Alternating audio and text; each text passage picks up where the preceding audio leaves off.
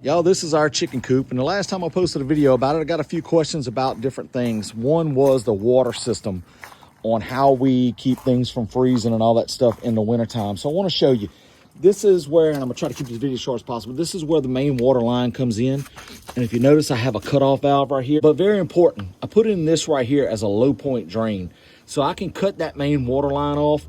I can even cut it off here if I wanted to, and then drain this, and then drain like under, I put in drains like under the sink right there.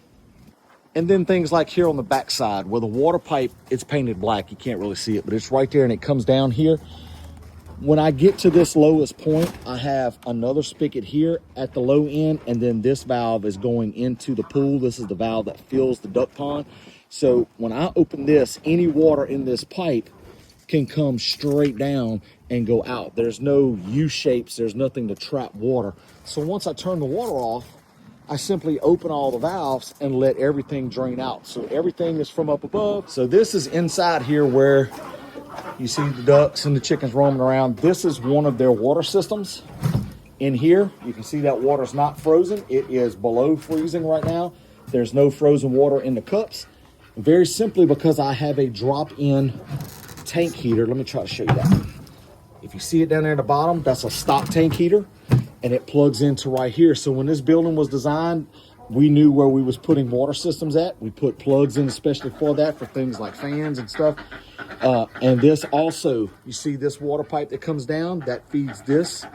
At the very end right here, that's it. When I open this valve, any water in these pipes can get out. Here's another one of our water systems right here, is some chicken nipples on this wall.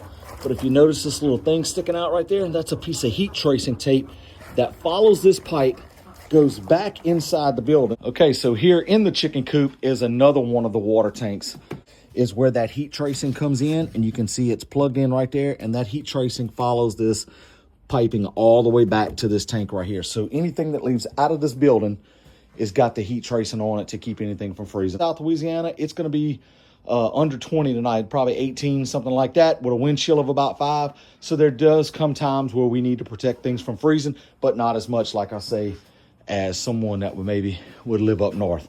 So we do simple things. I'll just show you this real quick. Those heating pads on the wall right there, there's one there, and there's another one there. That provides a little bit of radiant heat for the birds when we decide it's on, and if it's going to be bitterly cold like it is tonight. So if y'all are interested, you got any more questions, please subscribe button for us if you're on YouTube, and we'll catch you on the next one.